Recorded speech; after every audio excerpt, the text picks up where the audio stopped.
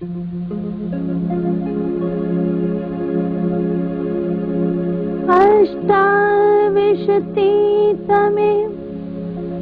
तस्य कलो तच्चरणादिमे मनोरथ अवशेषस्य भोगम आपस्यन्ति दुस्सहम्।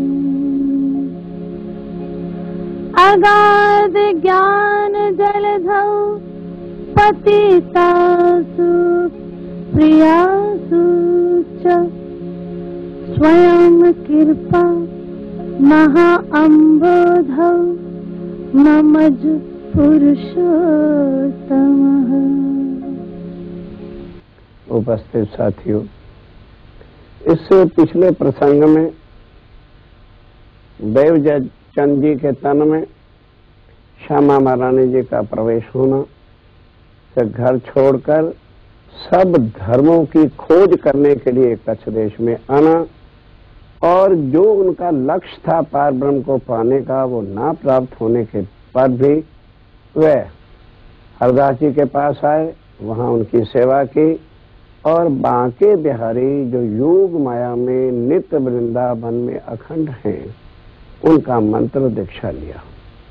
और उसके बाद इतनी सेवा तत्पर लग जाते हैं कि हरदास जी मजबूर होकर उनको भगवान की मूर्ति देना चाहते हैं, लेकिन बाल मुकुंद जी तो पराशक्ति के अंदर हैं। वो जानते थे कि देवचंद जी के अंदर परमधाम की श्यामा महारानी है, इस वास्ते आके उनको मना किया और वहां उनकी पहचान कराई कि ये कौन है, इनके अंदर कौन बैठा है।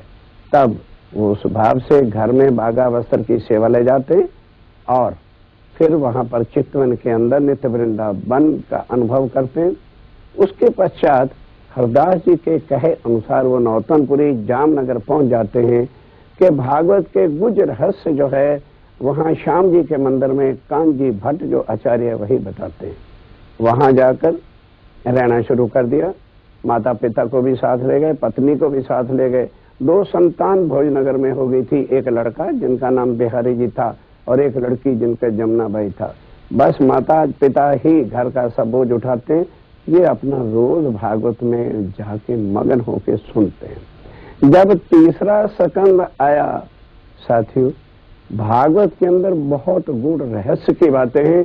उसमें साफ लिखा है हर इंसान के पास 2 वस्तुएं हैं। एक तो ये मृतक शरीर है जो मिट्टी का पुतला है, और एक आत्मा है, ये भागवत कहती है। तो हम लोग सब सुबह उठते ही शरीर का पूजन करना शुरू करते हैं।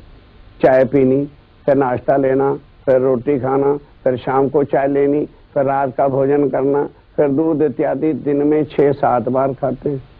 आत्मा सत्य है, उसके लिए हमारे पास कोई टाइम नहीं। ये वहां कांजी भट्ट ने जब श्रीमद् भागवत से सुनाया, देवचंद जी ने उसी दिन प्रतिज्ञा ले ली कि जब तक मुझे आत्मा की खुराक चर्चा सुनने को नहीं मिलेगी, सुमरन नहीं कर लूंगा, तब तक मैं कुछ भी खाना पीना खाऊंगा नहीं।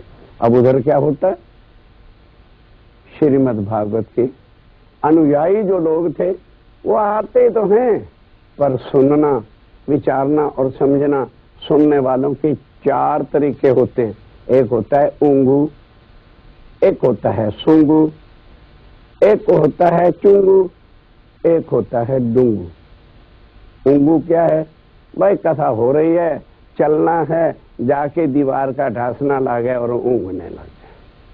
अक्सर कथाओं में आप देखेंगे इतने लोग तो सोने वाले ही होते हैं।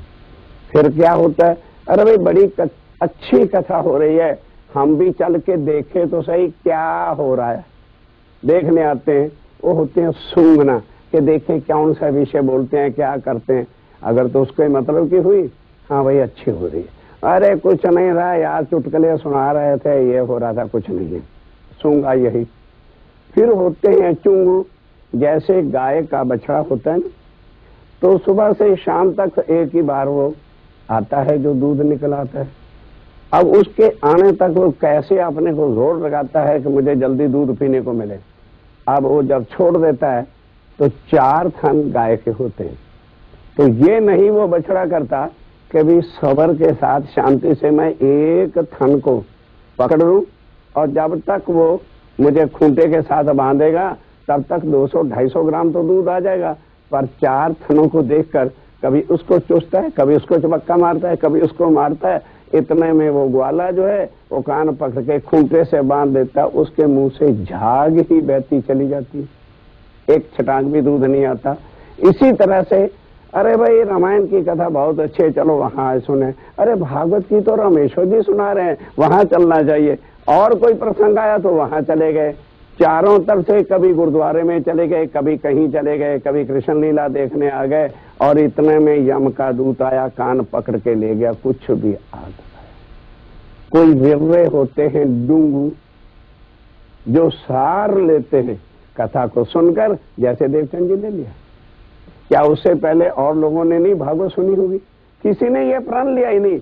अब उधर क्या होता है कि एकादशी वाले दिन जो भी भागवत सुनते या सुनाते हैं, एकादशी का व्रत रखते हैं। क्योंकि श्रीमद् भागवत में लिखा है, जो 1 कोट एकादशी का व्रत रख लेगा, सिर्फ व्रत, वो स्वर्ग वैकुंठ की प्राप्ति करेगा। अब द्वादशी वाले दिन यानी नेक्स्ट डे व्यास जी ने शरीर छोड़ा था, उस दिन जो है वो लोग भंडारा करते हैं। एकादशी वाले दिन वो व्रत रखते हैं, लेकिन मंदिरों में भागवत की कथा जो है 2-2, 3-3 घंटे तक होती रहती है। आज तो जो है व्रत का दिन है, एकादशी का दिन है। तो देवचंद जी क्या करते थे?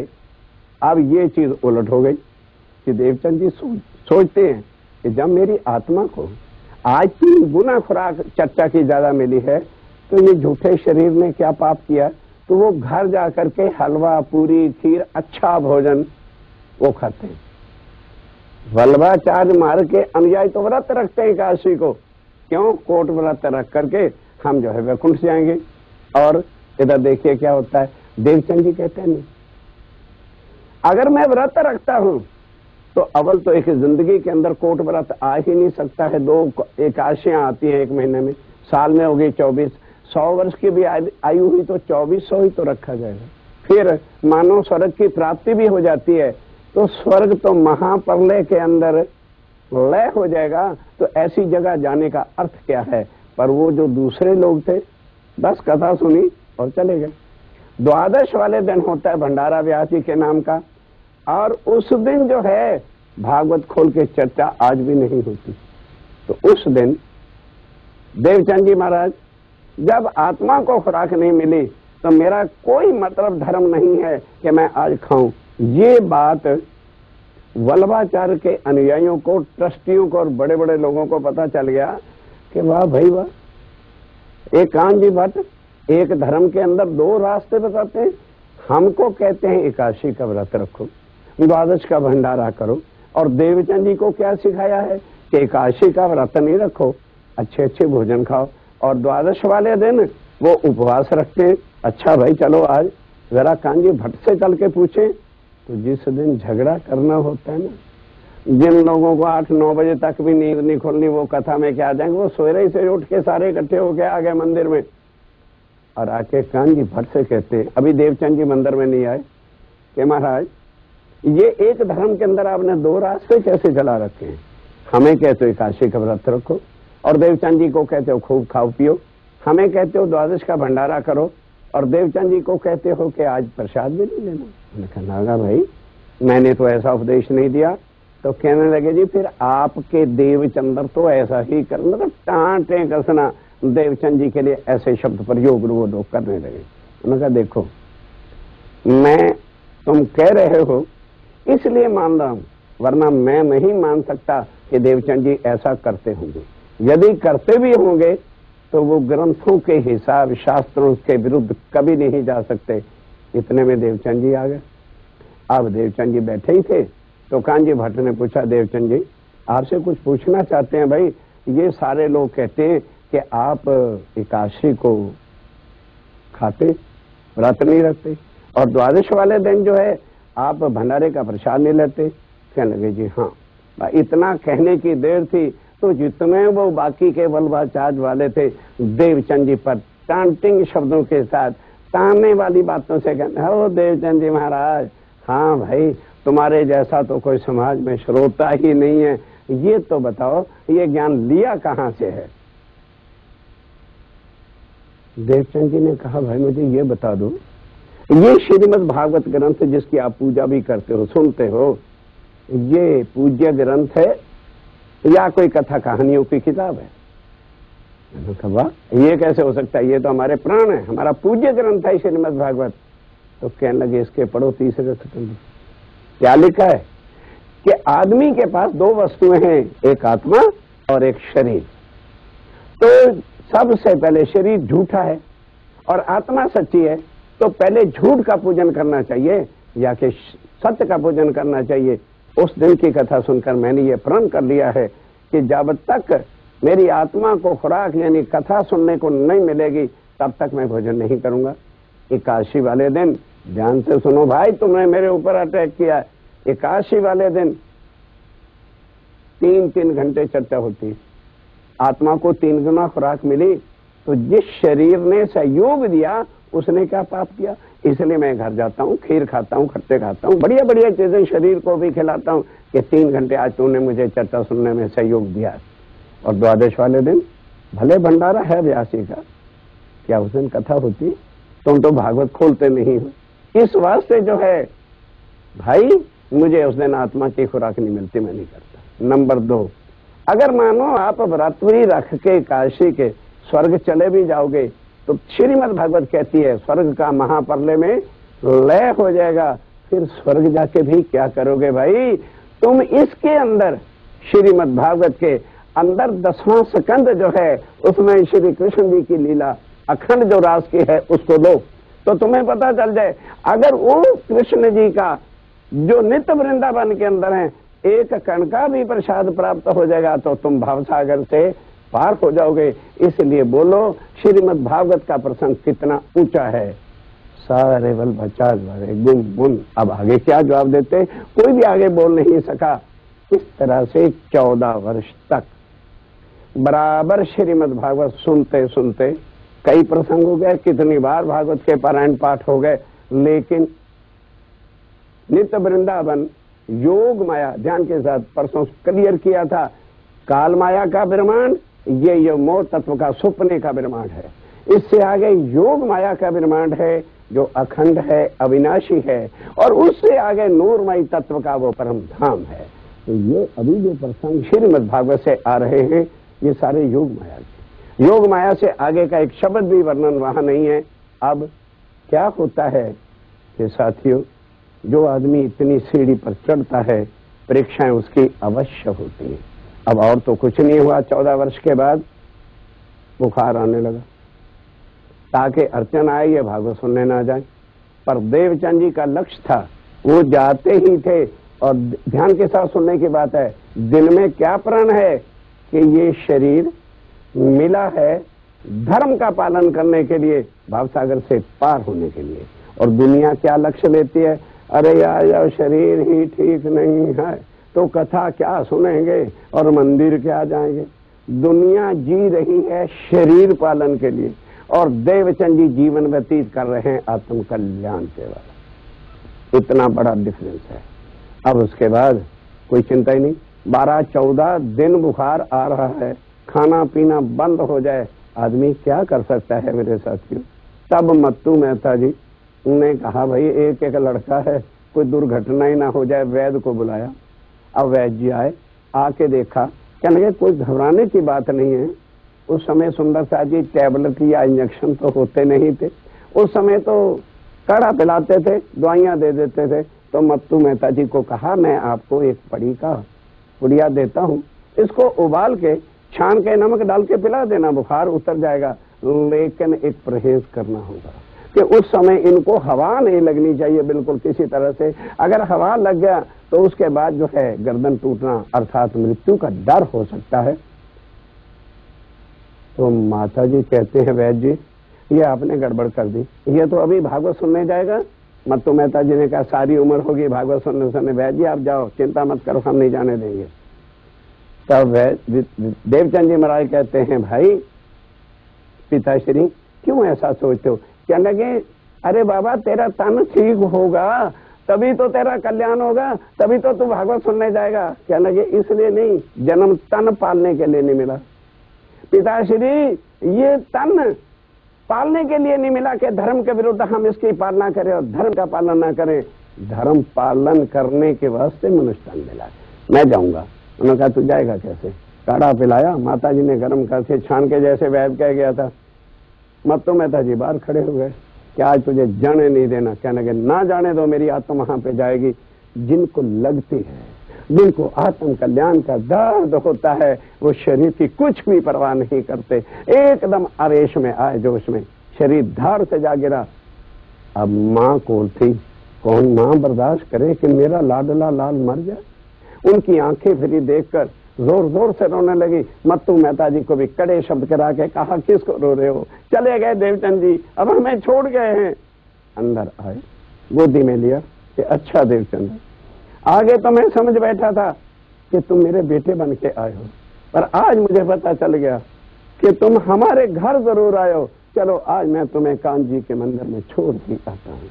तब ले जा करके कुछ होश आई थोड़ी देर बाद और चद्दर वद्दर ऊपर ओढ़ ली, क्योंकि उन्होंने कहा था वैद ने कि हवा नहीं लगनी पाए। तो इससे बड़े प्यार के साथ, तुम रो रही थी, लाठी लेके गए, मत्तू मेहता जी मंदिर छोड़ा है। अब क्या होता है भाई? काढ़ा दवाई जब ले रखी थी तो बट नेचुरली था पसीना आना, और आने के बाद वो ज्वर बुखार जो था वो हट गया। अब घर आ गए तो बुखार उतरने के बाद थोड़ा थोड़ा नरम नरम खुराक जो खाई जाती है वैद्य जी की इंस्ट्रक्शन के हिसाब से वो खाने लगे। और उसके बाद जब 15-20 दिन बीत गए तो फिर क्या हो गया? स्वास्थ्य बिल्कुल जब ठीक ठाक हो गया जैसे पहले थे। अब अक्षरातीत साथियों, ये प्रमाण है, ये लिखा है शास्त्रों में कि पार ब्रह्म अक्षरातीत अपनी आत्म श्यामा महारानी को परम धाम का ज्ञान देने के लिए जो है आएंगे। वो प्रसंग अब आता है। वो अक्षरातीत, वह पूर्ण ब्रह्म, वह प्राणनाथ साक्षात नहीं इधर कभी भी आ सकते, क्योंकि वो नूरमय है, अपने आवेश की शक्ति। और एक बार आपको चर्चा में सुनने को मिलेगा जोश की शक्ति। तो पहले आज ये समझ लो कि जोश क्या है, आवेश क्या है। जैसे मानो अग्नि जल रही है, उसके ऊपर हम कोई बर्तन रख दें और पानी डाल दें तो अग्नि अपना बराबर काम करेगी क्या? पानी के अंदर नहीं अग्नि चली जाती, उसको खौला देती है, उसको आना है जोश आना। भाई पानी को जोश आ गया है। अब आइए आवेश का क्या फर्क है कि अंगारे कोयले ढकाए जाते हैं और उसमें इतना मोटा लोहा रख दिया जाता है, धुकनी से उसको जलाते हैं तो लोहा अग्नि का रूप हो जाता है। तो ये क्या आया? लोहे के अंदर आवेश आया और पानी के अंदर जोश है। जोश मात्र कार्य करता है, रूप नहीं बदल देता, लेकिन आवेश जो है वो हर एक का रूप बन के स्वरूप के साथ मिला देता है। अब जोश की शक्ति ध्यान के साथ, अक्षरातीत का आवेश, जागृत बुद्ध का ज्ञान लेकर अब ध्यान के साथ 3 प्रकार के ब्रह्मांड आपको बताए हैं। एक काल माया का ब्रह्मांड जो आदि नारायण के स्वप्ने का ब्रह्मांड है, और इसके अंदर ब्रह्मा जी की स्वप्ने की बुद्धि ही सबके अंदर, सारे ब्रह्मांड में समझने की वस्तुएं हैं मेरे साथियों। रामनाथ जी की कृपा देखो, जो आज दिन तक इन चीजों को किसी ने बताया नहीं, खुद आकर अपनी आत्माओं के वास्ते ये सारे भेद खोले हैं। ये काल माया का ब्रह्मांड है, सपने का ब्रह्मांड है। तो इसलिए सपना जब हम देखते हैं तो जागृत बुद्धि तो नहीं होती, उस समय सपने की बुद्धि होती है। इसलिए ये सारा ब्रह्मांड सपने की बुद्धि लेकर के भ्रांति इसलिए रहता है, भ्रम की बाजी रची भरमानी, और भ्रम से भ्रम भरमाना, हर कोई भ्रम के अंदर ही पड़ा हुआ है। इसके आगे जो दूसरा ब्रह्मांड है, अखंड है, अविनाशी है, योग माया का ब्रह्मांड, कृष्ण तत्व जहां है उस जगह पर क्या है? जागृत बुद्धि।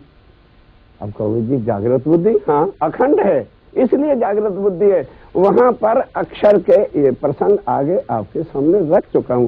अंतस्करण में जो चीज आती है वो आके योग माया में अव्याकृत ब्रह्म, सबलिक ब्रह्म, केवल ब्रह्म और सतस्वरूप ब्रह्म, ये चार शक्तियां जो अक्षर ब्रह्म की हैं, अखंड हैं, अविनाशी हैं, जागृत अवस्था के अंदर हैं, इसलिए वहां पर बुद्धि भी जागृत है।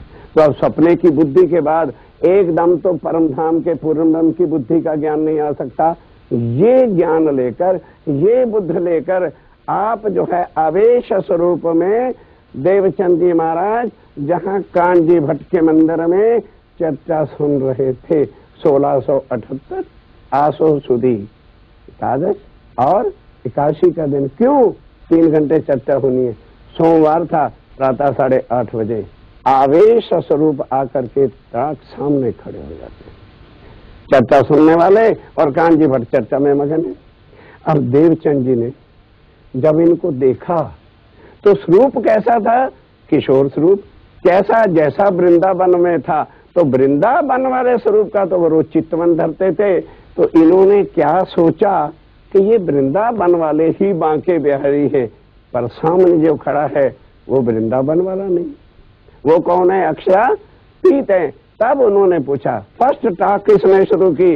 मेरे साथियों, ये है तारतम्य ज्ञान जो अंधकार को मिटाकर पार ब्रह्म की पहचान कराता है। आप कल से प्रवचन में सुन रहे होंगे, तारतम्य ज्ञान बार बार कह रहे हैं, पता नहीं क्या बात है, नया शब्द है। ये है तारतम्य ये न जानाति सच्चिदानंद लक्षणम। ये ज्ञान खुद पार ब्रह्म दे करके अपनी पहचान करा रहे हैं। कि देवचंद पूछा, भाई आप मुझे इतने प्यार से गौर से देख रहे हो, क्या मुझे पहचाना है मैं कौन हूं? जवाब क्या दिया? गलत। क्या जवाब देते हैं? जी मुझे लगता है जैसे आप मेरे खामंद बांके बिहारी हैं।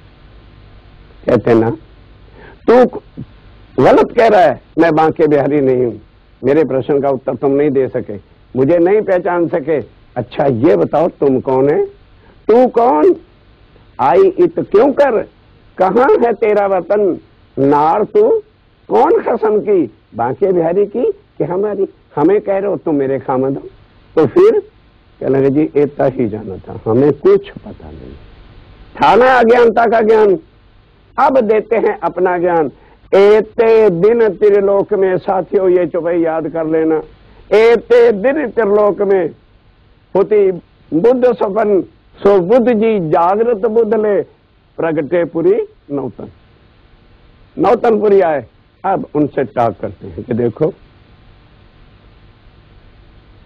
पिछली बार मैं ही लीला करने के लिए तुम्हारे साथ आया था, पर उसको सब लोग यहाँ भूल गए।